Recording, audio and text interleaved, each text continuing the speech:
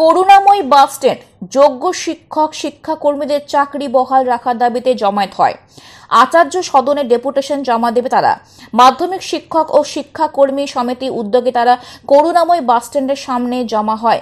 সেখান থেকে তারা আচার্য সদন যায়। আগামী 10 তারিখ মামলা শুনানি আছে। এসএসসি যাতে যথাযথ ভূমিকা গ্রহণ করে সেই বিষয় নিয়ে ডেপুটেশন জমা দেবে আজকে। কি করতে এসেছেন এবং কি করবেন?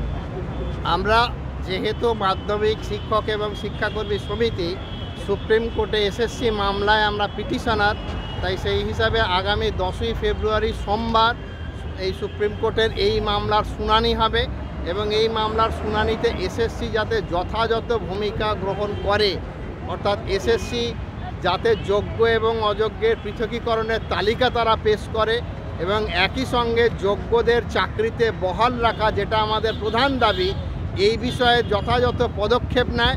এইটা নিশ্চিত করার জন্যই আমরা আচার্য সদনে যাব, সেন্ট্রাল স্কুল সার্ভিস কমিশনের চেয়ারম্যানের সঙ্গে মিট করার জন্য। হ্যাঁ, আমাদের মূলত যে দাবি সেটা হচ্ছে যে এসএসসি সত্যি অনেক রকমের কেলেঙ্কারির মধ্যে যুক্ত আছে, এমনকি বোর্ডও যুক্ত আছে। এই যারা যুক্ত আছে তাদেরকে, অর্থাৎ যারা কলঙ্কিত, তাদেরকে কোনোভাবে চাকরি থেকে বহাল রাখা যাবে না, বরং যোগ্য চাকরি প্রার্থীরা যাতে চাকরিতে বহাল থাকেন, এটাই প্রধান দাবি।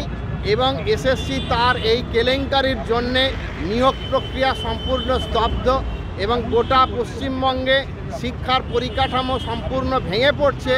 এই টিচারদেরকে কোনোভাবে যদি ফের চাকরি থেকে বহিষ্কার করা হয় তাহলে শিক্ষার পরিকাঠামো বলে আর কিছুই থাকবে না। তাই শিক্ষার পরিকাঠামো যথাযথ নির্মাণ এবং এসএসসিকে যথাযথ ভূমিকা গ্রহণ করার জন্য চাপ দেওয়ার জন্যেই আমরা মাধ্যমিক শিক্ষক ও শিক্ষাকর্মী সমিতির পক্ষ থেকে আমরা এসএসসি অভিযান করছি।